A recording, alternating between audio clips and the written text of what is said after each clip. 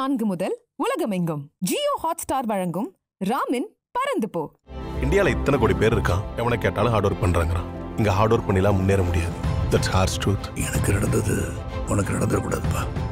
அப்பா மாதிரி ஆயிராத, என்ன மாதிரி ஆயிராத, என்ன மாதிரி ஆயிராதப்பா. நீங்கள் டிராவிட் ஃபேன்ப்பா, நான் தோனி ஃபேன்.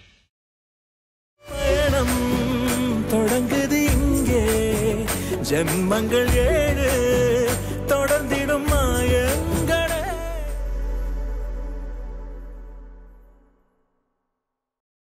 இவர்தான் எங்க station inspector mister Kulasekara Pandian. Arjun, இது மொக்க காமெடி பண்ற நேரம் இல்ல. எப்படி இருந்தது நகைச்சுவை கதாபாத்திரத்துக்கு மாறினது? பெரிய பெரிய படங்கள்லாம் வந்து வாய்ப்புகள் குறைவாக இருந்தது. அதடா நம்ம தப்பு பண்ணிட்டோமோன்னு ஒரு ஃபீல் வந்துச்சு எனக்கு. சாம்ஸை பொறுத்த வரைக்கும் வந்து உங்களுடைய ஆஸ்தான நடிகர்னு சொல்லலாம். செட் ப்ராப்பர்ட்டிக்கு போல நான் கொஞ்சம் யூஸ் ஆகும். எப்படி இருந்தது? இதான் முதல் தமிழ் படமா? முதல் தமிழ் தெரியாது அப்பத்துல எனக்கு. இப்போ தெரிஞ்சிச்சா? இப்போ கொஞ்சம் ஐ மீன் நல்லா புரியுது. இன்னும் ஒரு படம் பண்ணாங்கன்னா கவிதை எழுதுவாங்க. தேசிங்க ராஜா படத்தை பொறுத்த வரைக்கும் விமலுக்கு மிகப்பெரிய வெற்றி படமாக அமைஞ்சது. விமல் வந்து ஒரு அற்புதமான ஒரு ஆர்டிஸ்ட். ரைட்டர் வந்து சொல்லுவார், என்ன சார் டயலாக் பேப்பர் கொடுத்தா சொன்னால் சரி சரி நான் பார்த்துக்கிறேன் போ அப்படின்றாரு. ஒரு கான்சன்ட்ரேஷன் இல்லாத மாதிரி இருக்கு. போன ஃபஸ்ட் பார்ட்டில் வந்து ஒரு சாங் எடுத்திருப்போம். ஒரிசாவில் ஒரு கம்பு வச்சுட்டு டான்ஸ் பண்ணோம். ஸ்டிக் வச்சுட்டு ஸ்டாண்ட்.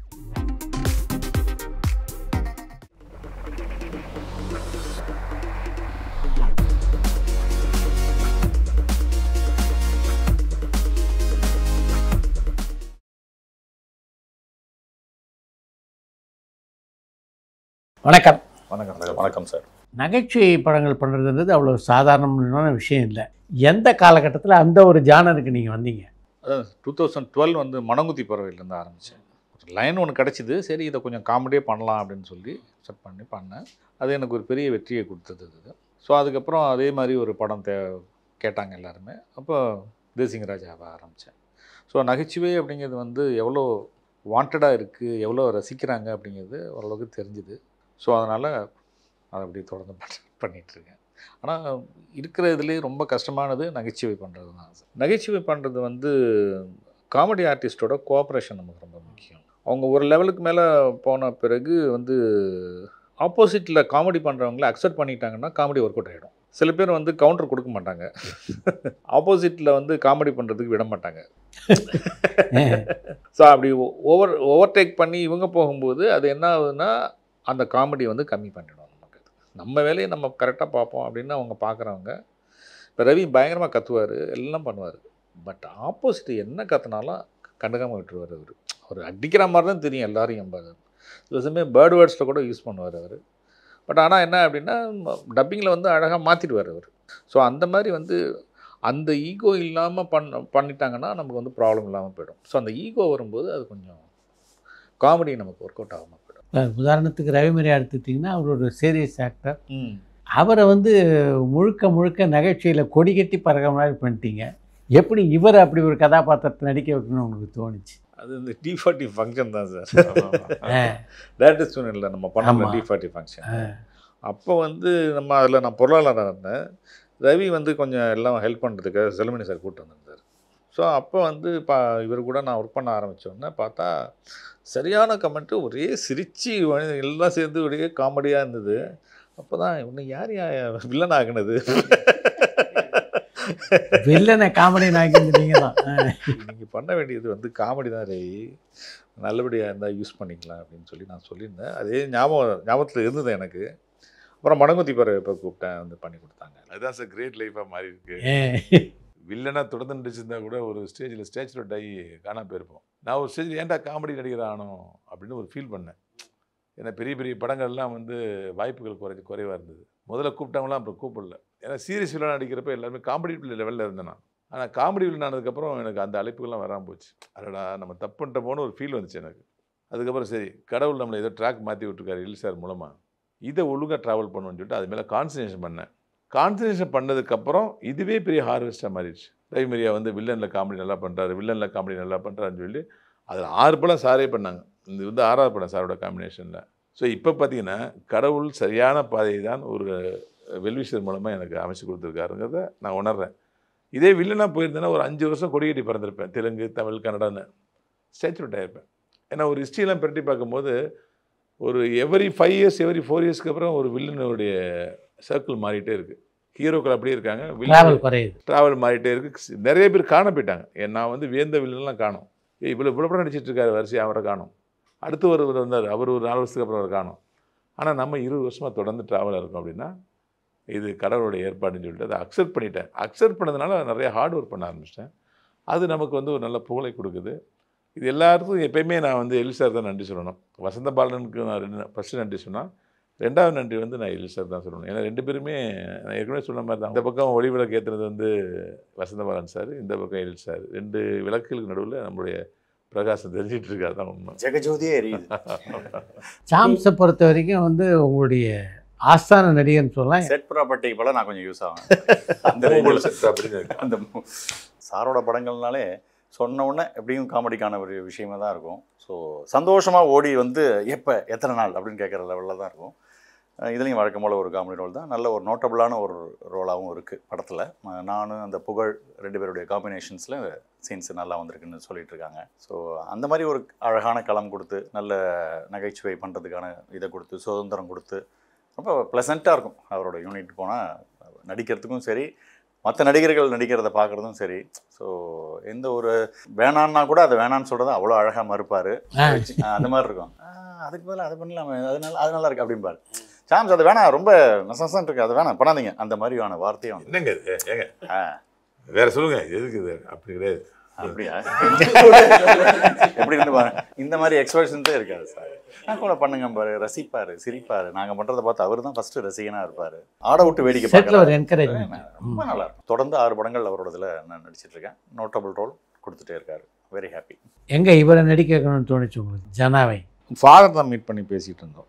அப்போ அந்த மாதிரி ஜனாவை வந்து ஜனா இப்போ 2 படம் பண்ணியிருந்தாப்புல, சின்ன சின்ன கேரக்டர் பண்ணியிருந்தாப்புல. இப்போ ஆர்வமாக இருந்தாங்க. அப்போ அந்த மாதிரி சொன்னப்போ இந்த ஸ்கிரிப்டை சொன்னேன், இந்த மாதிரி ஒன்று இருக்குது சார், அதில் ஒரு நல்ல ஒரு செகண்டரி மாதிரி ஒரு விஷயம் இருக்குது அப்படின்னு சொன்னேன். அப்படின்னா அப்போ சரி ஓகே பண்ணலாம் நம்ம அப்படின்னு சொல்லி வந்தாங்க. அப்படி தான் செட் ஆச்சு. அது கதாநாயகி எங்கேருந்து தேர்வு பண்ணீங்க? இவங்க ஒரு கோஆர்டினேட்டர். இந்த படத்தில் மொத்தம் 3 கதாநாயகி, 3 பேர்.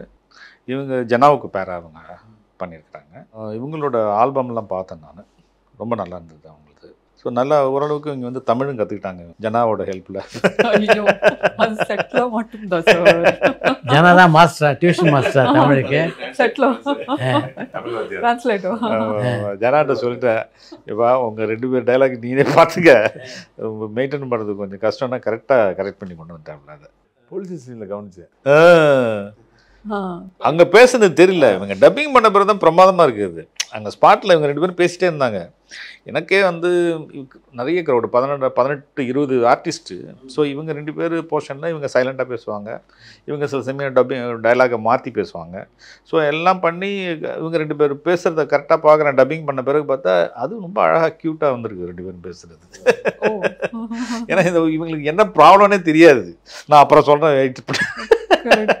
அந்த போலீஸ் ஸ்டேஷன்ல சார் என்ன நடக்குது தெரியாதான் நடிச்சாங்க. ஆமாம், அது கரெக்டாக அவங்க வந்து ரியாக்ஷன் கொடுத்துட்டாங்க.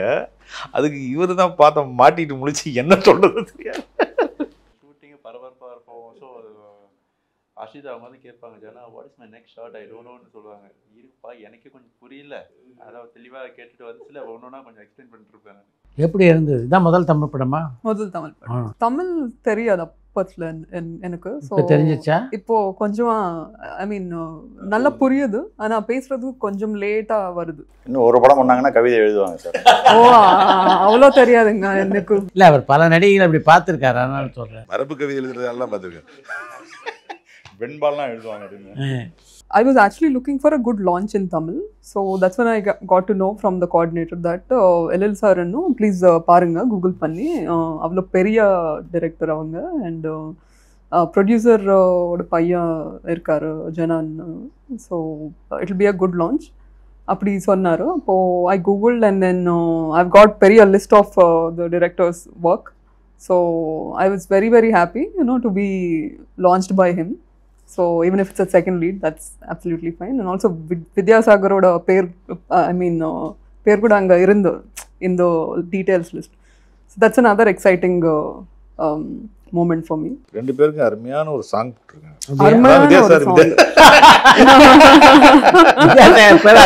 உச்சரிக்கிறதுக்கு அது ஒரு முக்கியமான காரணம். அதனால I thought it's a good vibe for me.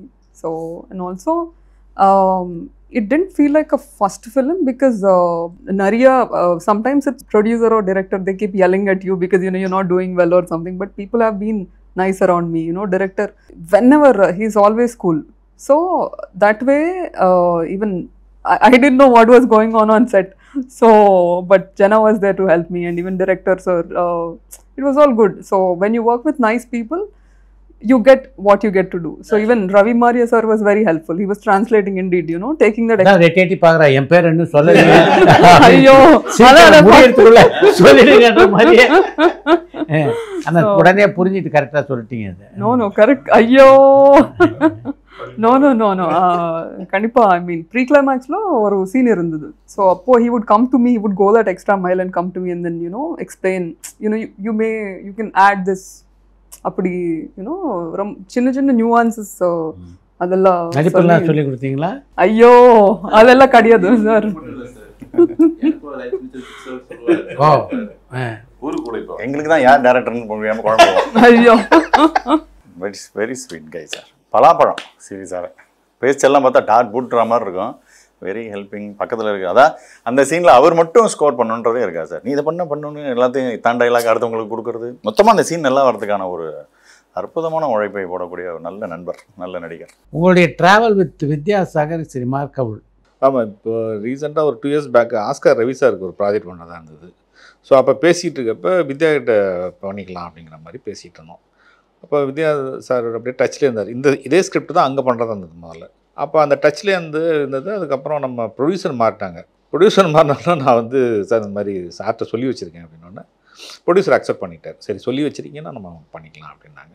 So அதே மாதிரி பாட்டெல்லாம் கேட்டு ரொம்ப ப்ரொடியூசர் சைட்லேருந்து எல்லாருமே இம்ப்ரெஸ் ஆகிட்டாங்க. இன்றைக்கி சரியான ரீச் ஆகிருக்கு. 2 சாங் ரிலீஸ் ஆகிருக்கு. பெரிய ரீச். நான் அப்போ பூர்ணம் உன்னாசம் பண்ணும்போது உங்களுக்கு அவருடைய ட்ராவல் ரொம்ப லாங் ட்ராவல். ஆமாம், அப்போ எனக்கு இது 3rd மூவி எனக்கு இது.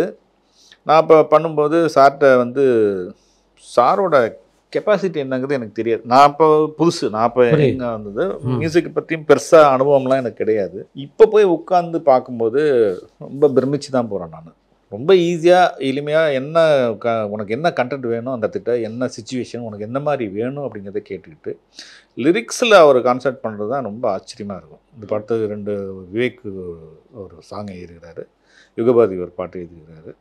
ஸோ அவரே எல்லாத்தையுமே ஃபிக்ஸ் பண்ணிடுறாரு. சரி இவரை போட்டால் இந்த பாட்டு கரெக்டாக இருக்கும், இது பண்ணால் கரெக்டாக இருக்கும். லிரிக்ஸ் இப்படி வந்தால் ரொம்ப தமிழில் மிகப்பெரிய ஆர்வம். தமிழ் அதில் ரொம்ப ஒரு டீப்பான ஒரு கவிதை எழுதுகிற அளவுக்கு அந்த புலமையும் அவர்கிட்ட இருக்குது. ஸோ அதனால் ஈஸியாக அதை ஹேண்டில் பண்ணிக்கிறாரு. அது பார்க்குறப்ப நமக்கு ரொம்ப வியப்பாக இருக்குது. இவ்வளோ எளிமையாக அந்த கம்போசிங் செக்ஷனாக இருந்தாலும் சரி, அப்புறமா சாங் ரெக்கார்டிங்கும் சரி, அது ஒரு ப்ராப்ளமாகவே நமக்கு தெரியாது. எப்போ ரெக்கார்டிங் போகிறோம், எப்போ வரும்னு தெரியாது. அது பாட்டுக்கு சாங் வந்துக்கிட்டே இருக்கும். ரொம்ப இந்தாங்க வச்சிங்க அப்படின்னா அட்டகாசமான சாங்காக இருக்கும். ஸோ அது எனக்கு ரொம்பவும் எனக்கு ஒரு யூஸ்ஃபுல்லாக இருந்துச்சு. அது தேசிங்க ராஜா படத்தை பொறுத்த வரைக்கும் விமலுக்கு மிகப்பெரிய வெற்றி படமாக அமைஞ்சது. விமல் ஒரு அற்புதமான ஒரு ஆர்டிஸ்ட். அவர் பார்த்தா ஏதோ கேஷுவலாக பண்ணிட்டு போகிற மாதிரி தெரியும். அவர் கூத்துப்பட்டறையிலேருந்து வந்தவர்னால ஸோ ஃப்ரீ டைமில் உட்காந்து நம்மக்கிட்ட அந்த கூத்துப்பட்டறையில் அந்த கூத்துகள்லாம் பாடி காட்டுவார், ஆடி காட்டுவார், அதெல்லாம் பண்ணுவார். ரொம்ப எக்ஸ்ட்ரானரியான பெர்ஃபார்மன்ஸ்லாம் பண்ணுவார். ஸோ அந்த டீப்பாக ரொம்பவும் உச்சமாக அதில் நிறைய பெர்ஃபார்மன்ஸ் பண்ணதுனாலே என்னமோ அதனால் ஆக்ட் பண்ணும்போது ரொம்ப அசால்ட்டாக நடிச்சிட்டு போவார். இவர் என்ன நடிக்கிறாரா, இன்ட்ரெஸ்டாக தான் நடிக்கிறாராங்கிற மாதிரி நமக்கு தோணும். ஆனால் அது ஒரு நல்ல ஒரு பெர்ஃபார்மன்ஸ் அப்படிங்கிறது அப்புறம் தான் எனக்கு லேட்டராக. ஃபஸ்ட்டு படத்தில் எனக்கு புரியல. என் ரைட்டர் சொல்லுவார், என்ன சார் டயலாக் பேப்பர் கொடுத்தா சொன்னால் சரி நான் பார்த்து நம்ம அப்படின்றாரு. ரொம்ப இதாக இருக்கிறாரு, ஒரு கான்சன்ட்ரேஷன் இல்லாத மாதிரி இருக்கு அப்படின்னு சொல்லுவார். ராஜசேகர்னு ஒரு ரைட்டர். அப்படியா எனக்கு அப்போ புரியல. இப்போ பார்க்கும்போது தான் தெரியுது அவர் ஒரு தடவை சொல்லிட்டு போனாலே அவர் மைண்டில் அவ்வளோ அழகாக ஏறிடுது. நல்லா உள்வாங்கிறாரு. ஸோ அந்த கண்டென்ட்டில் நம்ம என்ன சொல்ல போகிறோம், என்ன பண்ண போகிறோம் அப்படிங்கிறது வந்து ரொம்ப ஈஸியாக அவர் வந்து கேட்ச் பண்ணிடுறாரு. ஸோ அதனால தான் அந்த அசால்ட்னஸ் அவர்கிட்ட இருக்குது. ஸோ அதனால் வெரி குட் ஆக்டர் சார், ரொம்ப நல்ல ஆர்டிஸ்ட்டு. அதே மாதிரி எல்லாத்தையும் ரொம்ப கோஆப்ரேட்டிவாக இருப்பார். எல்லா ஆர்டிஸ்ட்டையும் ஒரு கேங்காக ஒரு 10 பேர் உட்காந்து இவங்க பண்ணுறாங்க அப்படின்னா எல்லாத்தையும் கோஆப்ரேட்டிவாக என்ன வேணும்னு சொல்லி பண்ணுவார். ஸோ இவர் ஒரு செகண்ட் ரோல் பண்ணிட்டு இருக்காரு அப்படிங்கிறப்ப 2 டைலாக் வச்சுருந்தோம்னா அவர்கிட்ட கொடுங்க அவர் பேசட்டும். ஸோ அந்த ஒரு பண்பு அவர்கிட்ட பெரிய விஷயமா இருந்துச்சு நான் பார்த்தது. ரொம்ப ஃப்ளெக்சிபிள் சார். பக்கத்தில் இருக்கிற யார் என்ன பார்த்து அவரோட பாட்டை அவர் கரெக்டாக பண்ணிட்டு போகிற மாதிரியான விஷயத்தில் தான் இருக்குது. முன்ன ஒரு தடவை ரெகுலர் நடிகர்களை தாண்டி கார்த்திக் சார் ஒரு மாதிரி சொல்லுவாங்கள்ல, ஒரு விஷயமாக பண்ணுறாரு கார்த்திக். அது மாதிரி விமல் சாரும் வித்தியாசமாக இந்த லிப் மூமெண்ட்டே இல்லாமல் ஒரு மாதிரி உங்கள் இன்டர்வியூக்கு வந்திருக்கோம், நல்லா இருக்கு, நல்லா போயிட்டுருக்கு, பிரமாதம் இருக்குது அப்படிங்கிற இப்படியே இருக்கும். ஆனால் வார்த்தை கரெக்டாக இருக்கும், பெரிய லிப் மூமெண்ட்டே இல்லாத மாதிரி இருக்கும். எனக்கு தெரிஞ்சு அவரோட லிப் மூமெண்ட்டுக்கு எந்த டைலாக் வேணால் டப்பிங்கில் போடலாங்கிற மாதிரியே இருக்கும். கதையே மாற்றலாம் அவரை வச்சு. அவர் ஒரு மாதிரி சட்டிலாக இருக்கும். உண்மை தெரிஞ்சிருக்காரு. அதுதான் அவருடைய ப்ளஸ். நான் மட்டுமே தான் இந்த ஸ்க்ரீனில் ஸ்கோர் பண்ணணும்னு அதை நினைக்கவே மாட்டார். எத்தனை பேர் ஸ்கோர் பண்ணாலும் அதை பார்த்து என்ஜாய் பண்ணுவார். ஏன்னா அவருக்கு தெரிஞ்சிருக்கு எல்லாருடைய கான்ட்ரிபியூஷன் சேர்ந்து தான் ஒரு கூட்டு முயற்சி தான் அவர் வெற்றிங்கிற விஷயத்த அவர் கண்டுபிடிச்சி வச்சுருக்காரு. இதை நான் தேசிங் ராஜா 1லையும் பார்த்தேன், 2லையும் பார்க்குறேன். ஏன் அவர் இவ்வளோ பேசுகிறாரெலாம் ஒரு நாள் கேட்க மாட்டார். பேசுகிறேன் பாரு, அவர் டேக்கப்போ எனக்கு என்ன பொசிஷன் அப்போ போட்டு கொடுங்க பாரு. அந்தளவுக்கு அந்த வெற்றி சூத்திரம் தெரிஞ்சவர். தெரியாதவங்க தான் வந்து அவர் டாமினேட் பண்ணிட்டார், இவர் டாமினேட் பண்ண புலம்புறதான் பார்க்கணும். தெரிஞ்சவங்களுக்கு தெரியும் வெற்றி தான் முக்கியம் அப்படின்னு. அந்த விஷயம் அவர் நல்லா தெளிவாக தெரிஞ்சிருக்கு. உங்களுடைய பார்வையின்படி அவருடைய திறமைக்கேற்ற அளவுக்கு சரியான வாய்ப்புகள் அவருக்கு வரலை அப்படின்னு நினைக்கிறீங்களா? ஆமாம், ஏன்னா அவர்கிட்ட அவ்வளோ திறமை இருக்குது. அவரும் வந்து ஒரு நல்ல ஒரு அருமையான ஒரு டான்ஸ் மூமெண்ட்டாக இருக்கட்டும், ஆக்டிங்காக இருக்கட்டும். ஏன்னா அந்த போன ஃபஸ்ட் பார்ட்டில் வந்து ஒரு சாங் எடுத்திருப்போம். அதில் இந்த ஒரிசாவில் ஒரு கம்பு வச்சுட்டு டான்ஸ் பண்ணாங்க, ஸ்டிக்கு வச்சுட்டு. அது ரொம்ப கஷ்டமான மூமெண்ட்டு. அது ஒரு பிஜிஎம் ஃபுல்லாக வந்து சிங்கிள் ஷாட்டில் எடுத்தாங்க. கிட்டத்தட்ட ஒரு ½ அன் ஹவர் 1 ஹவர் வந்து ரிஹர்சல் பண்ணி அதை அவரே பண்ணார். அவர் ரொம்ப அழகாக பண்ணார், நல்லா பண்ணார் அவர். ஸோ அதனால் எல்லா திறமையுமே அவர்கிட்ட இருக்குது.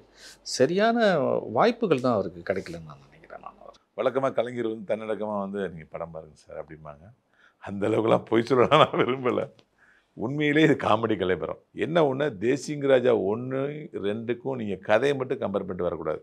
ரசிகர்களுக்கு சொல்லிக்கிறது அதுதான். இந்த படத்தோடைய ஃபஸ்ட் பார்ட் டைரக்டர் எழில் சார், செகண்ட் பார்ட்டும் எழில் சார். இந்த படத்து கனெக்டிவிட்டி அதுதான். ஃபஸ்ட் பார்ட் வந்து எழில் சார், ஹீரோ வந்து விமல் சார், இந்த படத்தில் விமல் சார். ஃபஸ்ட் பார்ட்டில் ரவிமரியா வில்லன், இதுலேயும் ரவிமரியா வில்லன்.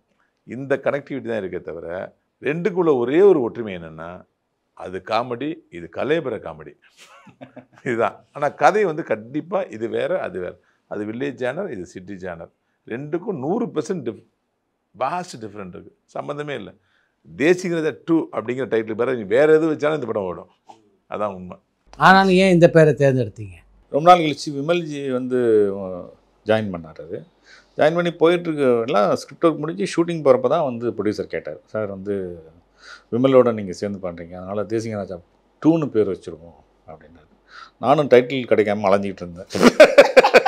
கேட்சியான டைட்டில், வெற்றிகரமான டைட்டில். ஒரு 10 டைட்டில் சொல்லி ஏதோ யாருங்க செட் ஆகலை அப்படிங்கிற மாதிரிங்கிறப்ப அவரே வந்து சொல்லிட்டார், இது ஓகே, இது இந்த டைட்டிலே வச்சுக்கலாம், ஓகே அப்படின்ட்டு. ஸோ அப்படி தான் வந்தது. அந்த படத்தில் ஏகப்பட்ட பேர் அடி வாங்கி உங்கள்கிட்ட முதுகு செவந்திருக்காங்க, சிங்கமொழி முதற்கொண்டு. இதில் மதுரை முத்து இன்னும் கழுத்து சரியாகலன்னு ரவிமரியாகிட்ட மாட்டிக்கிட்டா கொஞ்சம் பொங்குவார், அவ்வளோதான். பொங்கும் போது கொஞ்சம் விலகி போயிடணும்ல. அது என்ன அந்த வரும்போதெல்லாம் டம்னு உழுதுட்டே இருந்துச்சு, வாங்கிட்டே இருந்தார். மறுநாள் ஏதோ ஷூட்டிங் வரல, என்னென்னா ஏதோ டிவி சேனல் இன்ட்ரி போயிட்டாருனாங்க. ஒரு வாரம் கழிச்சு ஒரு வீடியோ வருது. அதை அவர் என்கிட்ட காட்டல, நான் நம்ம கோஆர்டினேட்டருக்காக காட்டுறாரு. இங்கே இவ்வளோ இங்கே வந்து ஒரு பெரிய ஒரு இன்ஸ்ட்ருமெண்ட் மாதிரி வச்சுருக்காரு, அதில் ஏதோ தண்ணி சுட சுட இருக்கு. ஒரு மேலே ஒரு கிளாத் போட்டு உட்காந்துருக்காரு. வீங்கிருச்சு, அடிச்சு அடி வீடியோ எடுத்தார். அடிச்சு அடியில சோடு இறங்கி முதலே சொல்லிக்கலாம், சார் வலிக்கு சார் அடிக்கணும். அவர் அடிக்கிறீங்க, அப்போ தலைவர் பரவாயில்ல அடிக்கிறது அப்படி சொல்லி நம்ம வலிக்கிற பொருள் அடிச்சாச்சு. மறுநாள் இந்த எனக்கு தெரிஞ்சு இப்போ ரீசெண்டாக நான் பண்ணதுலேயே ரொம்ப நிறைய ஆர்டிஸ்ட்டு இதுக்குள்ளே தான் சார் அது. ஆனால் எல்லாருக்குமே ஒரு அது கேரக்டர் அவங்க பண்ணியிருக்கிறாங்க. அது ஒரு சீனில் சார் எல்லா ஆர்டிஸ்டையும் விட்டாங்க சார் என்கிட்ட. ஒரே சீன் 5 நிமிஷம் கத்திருக்கேன் சார். ஸ்க்ரீனில் 5 நிமிஷம் வருதுன்னா நான் ஒரு எத்தனை நாள் கத்திருப்பேன்னு பார்த்துங்க. உண்மையாகவே நான் எவ்வளோ படம் எழில் சார் படம் நடிச்சிருக்கேன். அந்த ஒரு நாள் எனக்கு பயங்கர ஸ்ட்ரெஸ்ஃபுல் டே. ஆனால் அந்த ஸ்ட்ரெஸ்ஸை எடுத்துக்கல, ஆனால் நீங்கள் படம் பார்த்தா தெரியும் ஏன்டா செத்து போயிடும் உங்களுக்கு ஹார்ட் அட்டாக் வந்து அப்படிங்கிற மாதிரி இருக்கும். அப்படி தான் இருக்கும். இப்போ யார் பார்த்தாலும் அதான் சொல்லுவாங்க, அவ்வளோ ஸ்ட்ரெஸ் அன்னைக்கு. ஆனால் stress free, audience stress free. அது வரணும், ஆடியன்ஸ் என்ஜாய் பண்ணணும், சந்தோஷமாக இருக்கிறதுக்காக நம்ம ஸ்ட்ரெஸ் பண்ணிக்கிறோம். அந்த சீனு செகண்ட் ஹாஃபில் வந்து வேறு லெவலில் போயிடுது. அங்கேருந்து ஹைலைட்டாக தூக்கும் சார் காமெடி. அது செகண்ட் ஹாஃபில் ஒரு 10-15 நிமிஷத்தில் வரும். அது அங்கேருந்து தூங்கினா எண்டு வரைக்கும் காமெடி. அதுக்கு முன்னாடியும் காமெடி தான், பட் அங்கேருந்து லெவல் கொஞ்சம் ஜாஸ்தியாகும். 2 போலீஸ் ஸ்டேஷனுக்குள்ள ப்ராப்ளம் தான் சார். பக்கத்து போலீஸ் ஸ்டேஷன். ஒன்றத்தில் வந்து விமல் வந்து இன்ஸ்பெக்டர் இருப்பார், இன்னொன்று வந்து புகழ் வந்து ஃபீமேல் கேரக்டராகவே பண்ணியிருக்கிறார். இதில் எல்லாம் பண்ணுவார், விஜய் டிவி ப்ரோக்ராம்லாம் ஃபீமேல் கேரக்டர் பண்ணு, அதில் ஃபீமேல் போலீஸ் ஆஃபீஸராகவே பண்ணியிருக்காரு. ஃபுல்லாக அதே வாய்ஸ் அதிலே பண்ணியிருக்காரு. ஸோ அது வந்து ரொம்ப நல்லா ஒர்க் அவுட் ஆகிடுச்சு. அது வந்து ஆக்சுவலாக வந்து மணபாலா சாருக்காக தான் பண்ணியிருந்தேன் அந்த கேரக்டர். ஸோ அவர் இல்லை அப்படிங்கிறப்ப என்னால் வேறு ஜட்ஜ்மெண்ட் பண்ண முடியல, யாரை போகிறது என்ன பண்ணுன்னு தெரில. அப்போது ஒரு நாள் விஜய் டிவி பார்த்துருந்தேன், புகழை பார்த்துட்டு ஓகே இவர் அப்படியே வச்சு பண்ணிடலாம் அப்படின்னு வேறு மாதிரி பண்ணிட்டேன் இதை. ஏன்னா அந்த பேட்டர்ன் வந்து அவர் இருந்தால் தான் பண்ண முடியும் அவர். ஸோ அதனால் அதில் மாற்றி வச்சு பண்ணால் இது செமையாக ஒர்க் அவுட் ஆகிடுச்சு. ரொம்ப அருமையாக பண்ணியிருக்காரு அவங்க.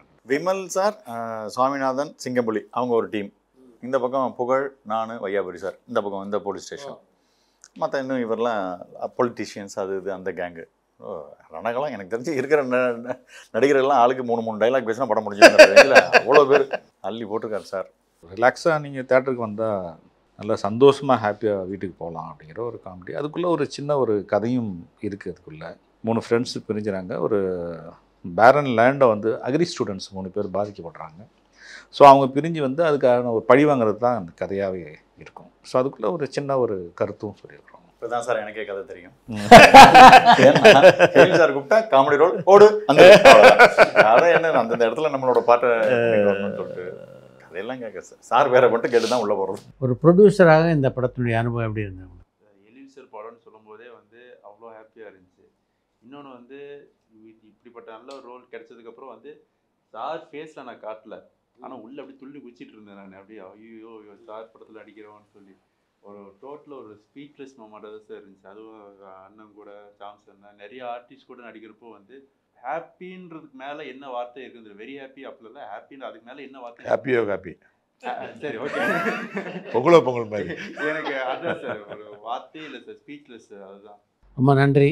திரைப்படம் மிகப்பெரிய வெற்றி பெற டூரிங் டாக்கீஸ் சார்பாக வாழ்த்துக்கள். ஓகே, ஆன் பிகாஃப் ஆஃப் அவர் தேசிங் tour team, thanks lot for touring talkies. பரபரப்பான சினிமா செய்திகள், நட்சத்திரங்களின் பேட்டிகள், சினிமா வரலாறு ஆகியவற்றை பார்க்கவும் படிக்கவும் உங்களுக்கான இணையதளம் touringtalkies.co.